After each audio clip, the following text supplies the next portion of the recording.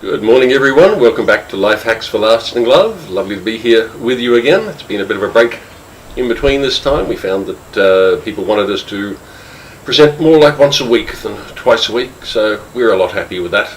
We are. This week, Lyn would like to talk to you about love languages. I'd love to talk to you about love languages, but I know nothing except what I've been taught. So, Lyn, take it away. Love languages.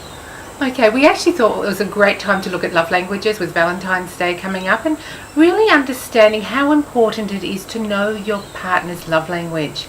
I remember years ago, and we'd been probably married about 17 years by this stage, and I actually did know about love languages, and yes, I did yell, and I remember yelling saying, "Hey, what more can I do to prove to you that I love you?" To which I replied, "Stop doing things for me and just hold my hand. My love language is touch. It's not acts of service. I don't want Lyn to do things for me. I'm I'm perfectly capable of doing things for myself. Like most guys who've been, I was a bachelor for years, so I'm quite capable of cooking, even though she's a much better cook than me. Can't hold my own hand. So, my love language is touch." And so it was really interesting because I was busy cooking his favourite meals, trying to do everything because we'd just hit that little bit of a rough patch like all relationships do. And it was just really like this obvious going, oh my gosh, this is his love language, it's touch. And I don't have to keep being so busy. And so for the next couple of years, I thought I was really special. I thought, great, I'm letting him hold my hand, I'm letting him put his arm around me, we're sitting close next to each other on the couch, because touch was not my love language at all. And I'll explain the other four love languages shortly, but this was just showing how significant. So I'm thinking, I'm doing pretty good at this. We're going places, we're holding hands, and it was actually a couple of years later, which was really interesting. And I actually walked in and gave Steve a cuddle. First time in our married life she'd walk in and hug me. Because I was so busy letting him cuddle me all the time, or cuddling all the time, I hadn't actually stopped to instigate the hug. So that was a really powerful moment at that moment, wasn't it? It was. I'd like to say it was the smell, but that she wouldn't hug me. But it was just something that didn't occur to her. No, because my love language is as words of affirmation. So I was always busy telling him how wonderful he was, what a great job he was doing, because we often give in the love language that is ours. And so it really was important for me to realise that it's not about just me accepting his love language, it was about me also learning to speak his love language. And I really love what Dr. Gary Chapman has done about the 5 love languages. The books can be bought pretty much anywhere. They've sold 25 million copies.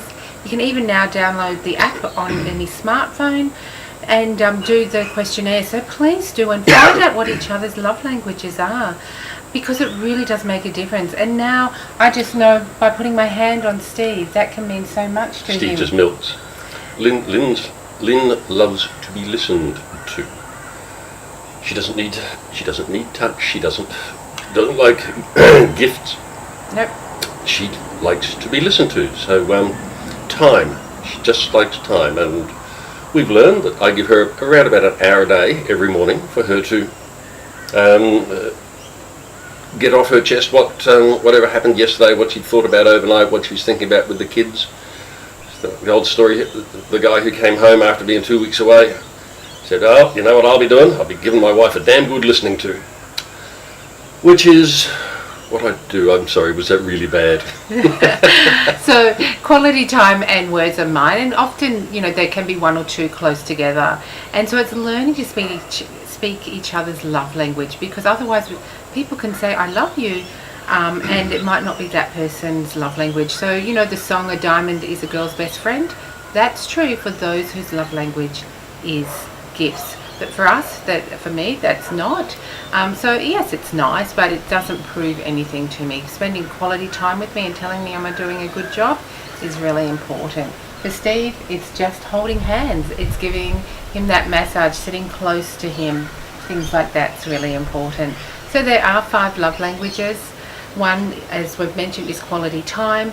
That's uninterrupted time. As a quality time person, if you're sitting with me and you have your phone there, I'm feeling insulted. I am feeling like your phone is about to ring at any time, and that you're not listening, and that you're just waiting for an excuse to leave. So quality time is just spending time doing something together, and that's uninterrupted and not shared, like not watching the TV at the same time either.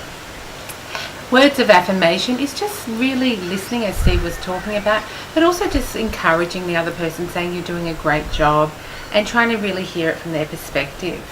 From there, we've got touch, which is really, and we're not talking about sexual touch here, because sometimes that causes a lot of confusion, especially in a lot of relationships, because it is sometimes just touch for the sake of a touch. And if we've got this thought that touch means it needs to go into the bedroom, then we don't always instigate a back cuddle either. There was another lump that happened in our marriage. She had to get over. Sorry, that's a door back in the background. There's just been a gust of wind. But yes, I had to realise that sometimes a hug, just when I gave him a hug, it's just a hug. It didn't have to go any further. So that's really important. And our daughter's recording this, and the facial expression she's looking at is not fun. But that's okay. This is the reality of relationship counselling. From there, we do have gifts. So gifts are important, but it's not always the expensive gifts. It's the gifts where we've stopped and thought about it. It's that maybe flowers.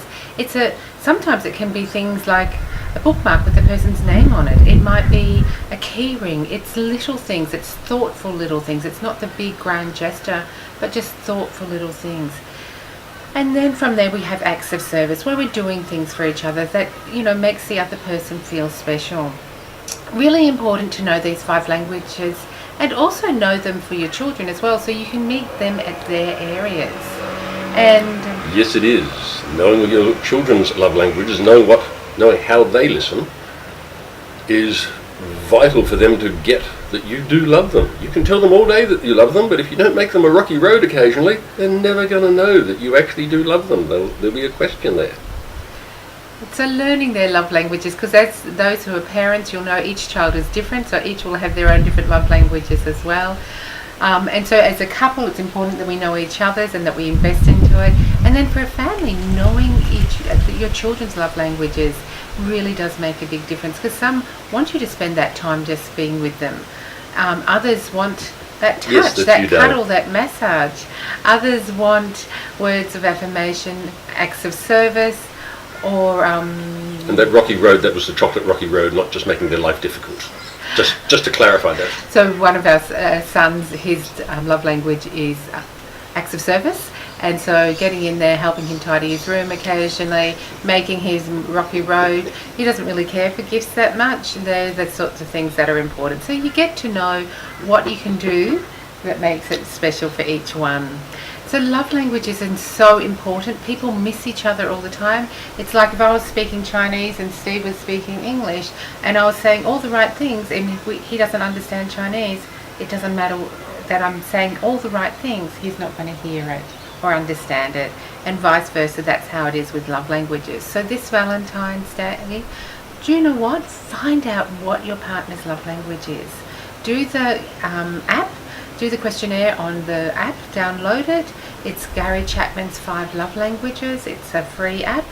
And then go and buy the book. And do you know what? You just need to read the 1 chapter, or in Steve's case, he had to read 2 chapters because I have the 2 love languages, to find out what your love language is and to invest in that. It's so important. Really worth it.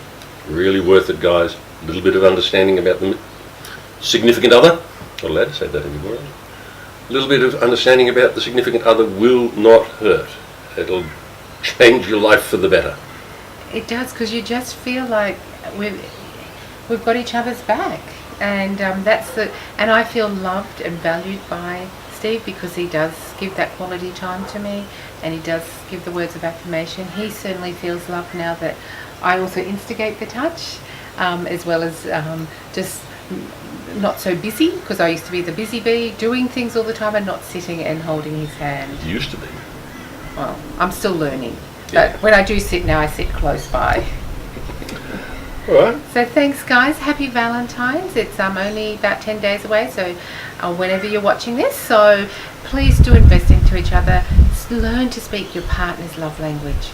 And then even more, learn to speak your children's love language. It really does change your life. Be good to each other. See you again. Bye.